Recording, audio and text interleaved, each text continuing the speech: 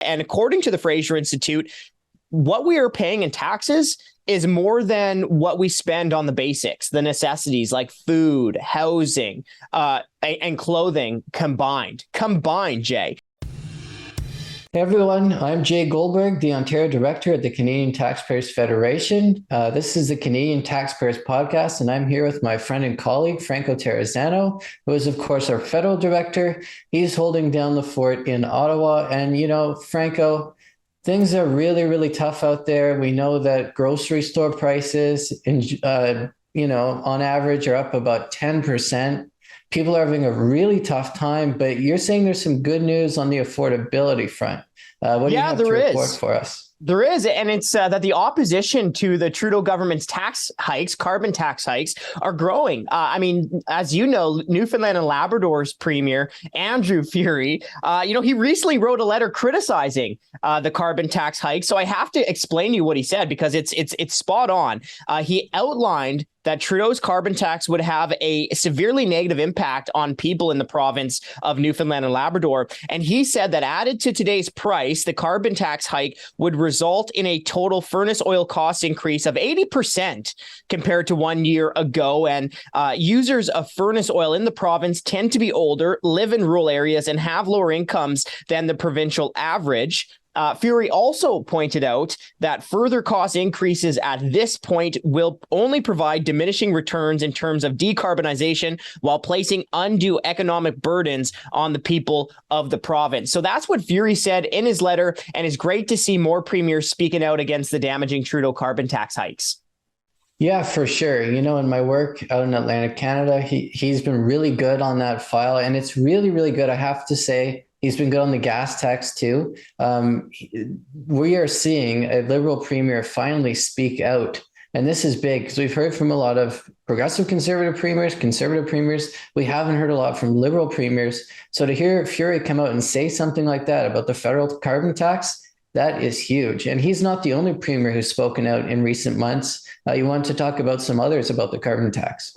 So, Jay, that was a really good point. Let me just hit that and clarify it one more time, because to your point, it's not just the conservative premiers that are speaking out.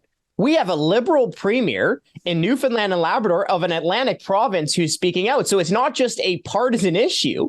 It's not just one party who's talking about how the carbon tax raises the cost of living. Right now, it's a bipartisan issue with that letter from the premier in Newfoundland and Labrador. But, of course, not the first premier to speak out. We've heard the premiers in Alberta, Ontario, Saskatchewan speak out against the Trudeau government's carbon tax. They even took the Trudeau government to court. And of course, the CTF, the Canadian Taxpayers Federation, we were official interveners in those court cases against the Trudeau government's carbon tax.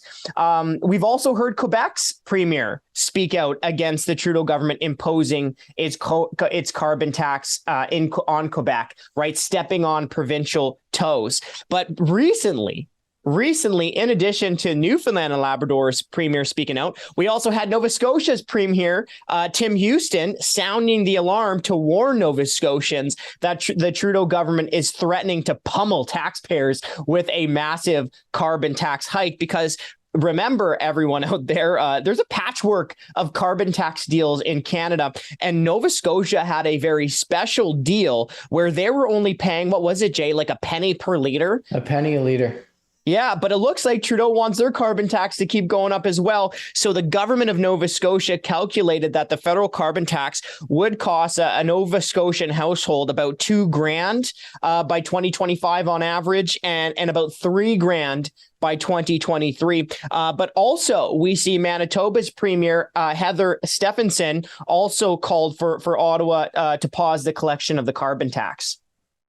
Yeah, I got to say, definitely in Nova Scotia, Houston's been really good on this file. And what he's saying is literally gas prices will go up 13 cents a liter if Mr. Trudeau imposes the carbon tax there. And on top of that, Nova Scotia is actually leading the country in terms of greenhouse gas emissions without the Trudeau carbon tax. So it just shows you it's all about taxes there. We got to say at the federal level too, obviously we have a new conservative leader, Pierre Poilievre. He did extremely well. He won in a landslide on the first ballot. Prime Minister Trudeau just announced a new affordability plan, but obviously it's a far cry from what Mr. Poilievre is talking about in terms of scrapping the carbon tax. Can you break down, though, what this Trudeau plan is and what it does?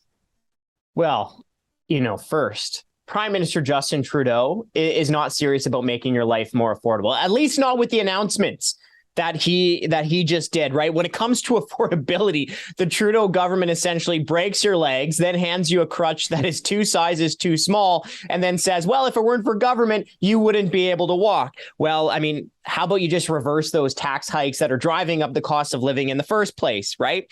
But instead of reversing his recent tax hikes, I mean, Trudeau's latest crack at affordability includes some GST rebates and borrowing about another $2 billion to help with some rent and dental bills. Now, look, the GST rebates are a nice gesture for some of the Canadians who'll get some of their money back after being overtaxed at the till.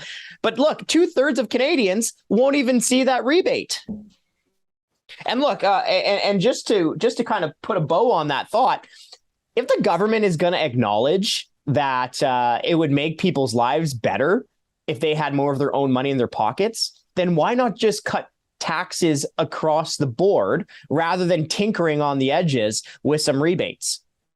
Well, that's exactly right. And as you say, such a big percentage of Canadians aren't even going to benefit from this GST credit. Obviously, it's a good gesture, as you said, but there's way more that needs to be done. But Franco, we don't just complain here, of course. We also have solutions for how Canadians' lives can become more affordable that the government could rip a page off of us if they want. What do you think, Franco, in terms of some options for affordability that the government could pursue for Canadians? Yeah, 3 words. Cut taxes now. Okay, look, we are so overtaxed here in Canada. Now, most Canadians probably don't even know just how much money they're sending to the tax man at all 3 levels. To be honest, full disclosure, I don't even know just how much taxes I pay. I mean, think about the plethora of taxes we have. You got property taxes, payroll taxes, business taxes, income taxes, taxes on taxes. So when you add up all of the taxes we pay to the tax man at all 3 levels of government, the average family pays about 43% of their budget just in taxes, more than $42,000 in 2021 from the average Canadian family's budget went to all levels of government in the form of taxation. Now, the Fraser Institute put out that report.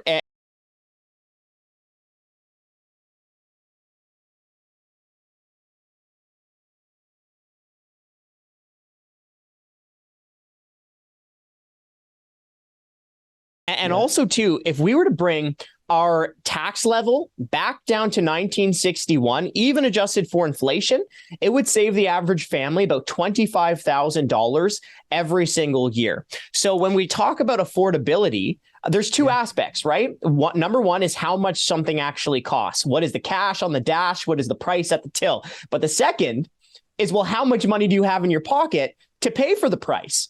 And now think about it. If families had thousands and thousands of dollars in their pockets more from tax relief every single year, then all aspects of life would be more affordable, from dental bills to housing to groceries to gas.